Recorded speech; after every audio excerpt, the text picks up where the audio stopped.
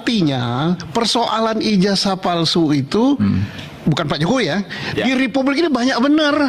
Kalau dicari mungkin nggak muat lah di penjara kalau mau dimasukin semua. Ya. Ini kayak Pak Susno, terus Abraham Samad, terus satu lagi Said Dudu. Pak Said ya. Itu kalau dilihat-lihat Mbak Wiwi itu dilihat-lihat tuh bukan sering mengkritisi program pemerintah, loh. Lebih banyak bicara soal ijazah Jokowi.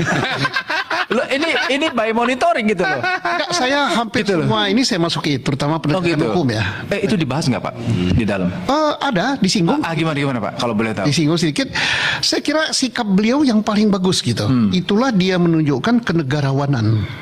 Oke. Dia Apa tuh, tidak menyinggung masalah ijazah Jokowi palsu gitu kan? Enggak. Artinya dia katakan di Republik ini banyak yang ijazah, bukan ijazah Pak Jokowi ya. Bagaimana Pak? Ulangi Pak. Masuk katanya, di partai saya aja ada yang gelarnya profesor tapi hanya foto doang. Gitu. Apa? Saya boleh konfirmasi. Maksudnya itu mau mengatakan bahwa ya nggak apa-apa lah, nggak usah disoal kalau ijazah Jokowi palsu itu gimana? Nanti Bang Valdo mau jawab nih. Bukan nggak apa-apalah. Artinya persoalan ijazah palsu itu bukan Pak Jokowi ya. Di Republik ini banyak bener. Kalau dicari mungkin nggak muat lah di penjara kalau mau dimasukin semua. Ya. Tapi kan dalam pertemuan itu konteksnya kaitannya dengan ijazah Pak Jokowi kan? Kita singgung sedikit, tapi artinya beliau itu masih banyak di masalah negara ini yang lebih penting daripada masalah itu yang menyita energi. Itu saya melihat kenegarawanan beliau itu. Dia paparkan kita masalah ini menghadapi perang dunia ketiga loh. Kita APBN kita hanya 3.700 triliun, padahal duit kita itu bisa 15.000 triliun setahun. Kita berbicara itu, SD banyak yang roboh. Ini makan energi. Nah, saya pikir, ini hebat kenegarawanan. Termasuk ini Pak Susno, yang seorang saya mau konfirmasi sekaligus. Katanya bisa dibilang kesimpulan, tanda kutip ya. Bahwa soal reformasi Polri itu ada dua. Satu bermula dari pucuk pimpinan, yang berikutnya adalah soal kedudukan, tidak harus di bawah presiden. Ya, itu di situ. Itu gimana persisnya? Jadi begini, reformasi Polri itu dalam ngomong kita itu kan, karena kita ngomong itu kan tidak kayak pakai moderator gitu. Itu sangat penting dan beliau menyambut positif sampai dibentuk suatu komite percepatan reformasi Polri. Nah, pertama mengenai posisi, ada beberapa masukan. Ada masukan bahwa di bawah satu kementerian, ada di bawah presiden. Nah, namun kita usulkan tak perlu kita terbawa kepada di mana Polri itu berada. Soal kedudukan. Soal kedudukan yang diminta oleh rakyat itu adalah profesionalisme Polri dan perilaku Polri. Bagaimana sinyal presiden di dalam pertemuan? Nah, beliau katakan beliau terima masukan dan akhirnya kita berpendapat bahwa Pak, reformasi itu sukses manakala ditandai dengan pimpinan. Ya, oke teman-teman, selamat datang kembali di channel ini. Kita lihat apa yang disampaikan oleh Roy Suryo dalam kasus ijazah Pak Jokowi. Ya, Roy Suryo desak polisi tetapkan Dian Sandi tersangka pencemaran nama baik Jokowi. Nah, Roy Suryo ini teman-teman mendesak polisi tetapkan Dian Sandi tersangka pencemaran nama baik Jokowi. Ya, kita tahu bahwa yang mengupload ijazah Pak Jokowi itu di media sosial adalah Dian Sandi, sehingga Roy Suryo CS itu mereka meneliti yang diupload oleh Dian Sandi. Nah, sehingga Roy Suryo itu mengatakan bahwa harusnya Dian Sandi yang jadi tersangka karena dia yang mengupload ijazah Pak Jokowi. Nah, kita tidak tahu nantinya seperti apa nantinya ini. Setelah Roy Suryo mendesak itu polisi menetapkan Dian Sandi sebagai tersangka. Nah, di sini dikatakan bahwa tersangka kasus dugaan ijazah palsu Presiden ke-7 Republik Indonesia Joko Widodo, Roy Suryo mendesak kepolisian untuk menetapkan Dian Sandi utama sebagai tersangka kasus pencemaran nama baik Jokowi. Nah, salah satu yang menjadi pasal yang menjerat Roy Suryo CS itu adalah pasal yang mengenai pencemaran nama baik.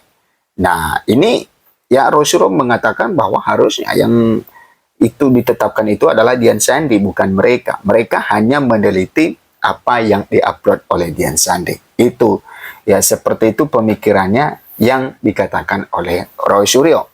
Ia menilai bahwa Dian lebih tepat menyandang status tersangka karena salinan digital pertama dokumen ijazah Jokowi berasal dari akun media sosial miliknya. Ya, sehingga setelah Dian Sandi mengupload itu di media sosial miliknya, maka ya Roy Suryo bergerak untuk menelusuri, untuk meneliti ijazah tersebut. Dengan adanya lampiran ini yang kemudian sudah diterima, ini kemudian menegaskan untuk kami menuntut kepada kepolisian untuk tidak hanya menjadi saksi, tapi menjadikan tersangka saudara Dian Sandi Utama, tutur Roy kepada wartawan di Mapolda Metro Jaya Rabu.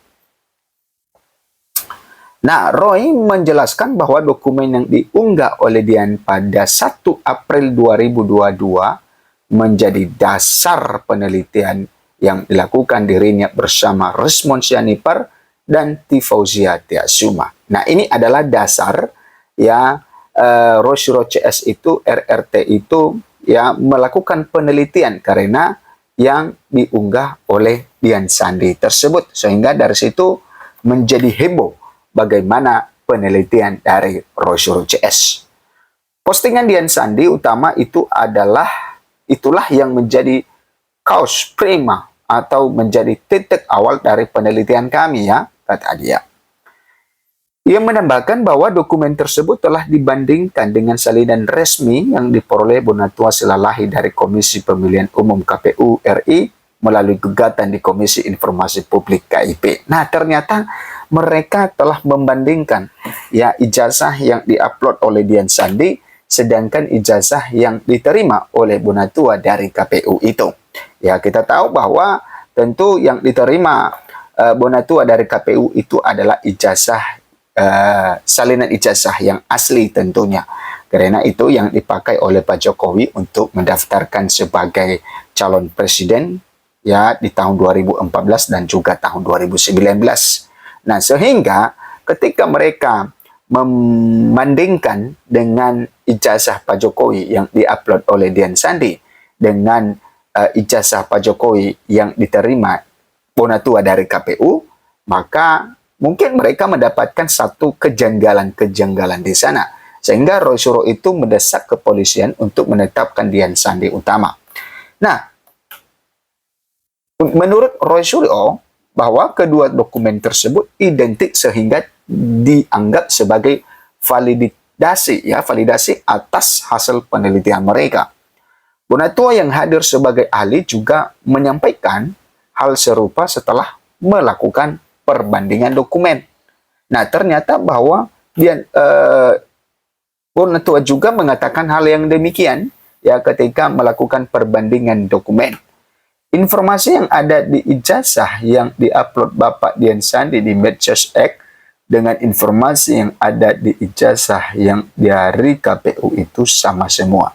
Artinya, kalau dianalisa ini sama, hasilnya sama, jelas Bonatua. Nah, itu teman-teman yang dikatakan oleh Roy Suryo ya menanggapi bagaimana dia mendesak Dian Sandi mendesak polisi supaya Dian Sandi ditetapkan sebagai tersangka. Objek kehasilan ijazah belum jelas, meneguhkan gelar perkara khusus sarana melindungi kepentingan semua pihak. Inti persoalan kasus ini adalah ketegasan dalam memverifikasi objek. Di titik inilah batas itu berdiri.